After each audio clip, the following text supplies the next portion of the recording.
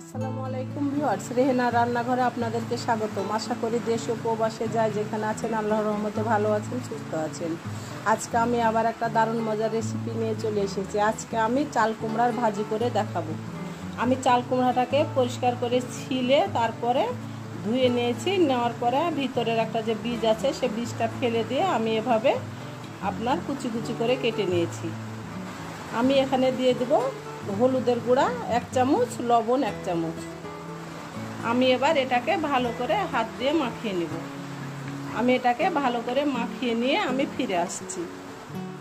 আমি চাল কুমড়া বা জালি কুমড়াটাকে আমি ভালো করে মাখিয়ে নিয়েছি। দেখুন কিভাবে এখান থেকে আপনার এটার জুস বের হয়েছে বা পানি বের হয়েছে।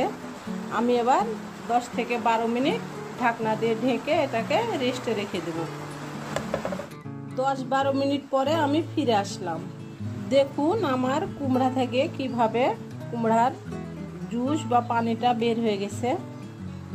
এভাবে চিপে চিপে আমি একটা প্লেটে কুমড়াগুলোকে উঠিয়ে নেব।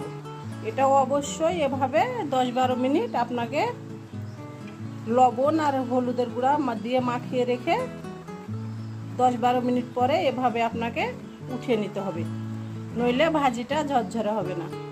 একেবারে উঠিয়ে নিয়ে আমি ফিরে আসছি। আমি এখানে একটা গোটা জালি কুমড়া বা চাল কুমড়া নিয়েছি, আমি উঠিয়ে নিয়েছি। আমি এবার এই পানিটাকে ফেলে দেব, এটার আর কোনো কাজ নেই। চুলায় আমি কড়াই বসিয়ে দিয়েছি। এবার আমি দিয়ে দেব তেল। এখানে আমি দিয়ে দেব রেগুলার তেল, সয়াবিন তেল। আমি এখানে 1 কাপ তেল দিয়ে দিলাম। আমি দিয়ে দেবো কালো জিরার ফোড়ন। আপনাদের কাছে যদি আস্ত জিরা থাকে তাহলে আপনারা আস্ত জিরাটা দিবেন। আমি দিয়ে দিলাম 1/2 চামচ কালো জিরার ফোড়ন। আমি 2টা তেজপাতাকে মাঝখান থেকে ছিঁড়ে নিয়েছি, আমি দিয়ে দিলাম 2টা তেজপাতা। আমি 2টা শুকনো মরিচকে ছোট সাইজ করে কেটে নিয়েছি, আমি দিয়ে দিলাম 2টা শুকনো মরিচ। আমি এবার এটার একটা ফোড়ন উঠিয়ে নেব। এটার ফোড়ন উঠে গেছে। আমি এবার দিয়ে দেব পেঁয়াজ কুচি। এখানে দেশি পেঁয়াজ বড় সাইজের 4টা পেঁয়াজ কুচি আছে, আমি দিয়ে দিলাম পেঁয়াজ কুচি। আমি এবার পেঁয়াজটাকে হালকা ব্রাউন করে ভেজে নেব। পেঁয়াজটা আমার হালকা ব্রাউন হয়ে গেছে। আমি এবার দিয়ে দেব চাল কুমড়া বা জালি কুমড়া, আমি দিয়ে দিলাম। আমি এবার ভালো করে নেড়ে চেড়ে দেব। এটাই একেবারে সিম্পল একটা রান্না, খেতে অসম্ভব মজা। এটা আপনি ভাত, রুটি, পরোটা সব কিছুর সঙ্গে পরিবেশন করতে পারবেন। আমি এভাবে নেড়ে চেড়ে ভাজিটা করে নেব।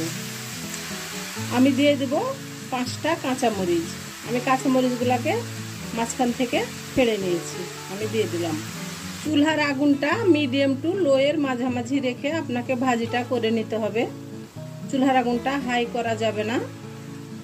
আমি এভাবে নেড়ে চেড়ে ভাজিটা করে নেব।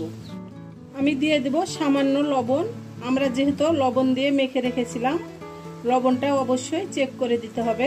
আমি দিয়ে দিলাম 1/2 চামচ লবণ। আমি এবার ভালো করে নেড়ে চেড়ে ভাজিটা করে নেব। হয়ে গেছে আমার চাল কুমড়া বা জালি কুমড়ার ভাজি। আমি যেভাবে ভাজিটা করলাম আপনারা একবার হলো আমার মতো করে ভাজিটা করে খেয়ে দেখুন। এটাও অসম্ভব একটা মজার রেসিপি। আমার রেসিপিগুলো যদি ভালো লাগে তাহলে আমার ভিডিওগুলো দেখার অনুরোধ রইল। যদি ফেসবুক থেকে দেখেন তাহলে অবশ্যই একটা ফলো দিয়ে দিবেন। ইউটিউব থেকে দেখলে একটা সাবস্ক্রাইব করার অনুরোধ রইল। আমি এবার গ্যাসটা অফ করে এই পাতিলে উঠিয়ে নিয়ে আপনাদেরকে পরিবেশন করে দেখাচ্ছি। পরিবেশন করা, আশা করি আমার রেসিপিটা অবশ্যই ভালো লাগবে। যদি ভালো লাগে তাহলে আমার চ্যানেলটিতে লাইক, কমেন্ট, শেয়ার করতে ভুলবেন না। বেশি বেশি করে সাবস্ক্রাইব করার অনুরোধ রইল। তাহলে আজকের মতো এখানে বিদায়। আবার অন্য কোনো রেসিপি নিয়ে আসবো। সবাই ভালো থাকবেন। আল্লাহ হাফেজ।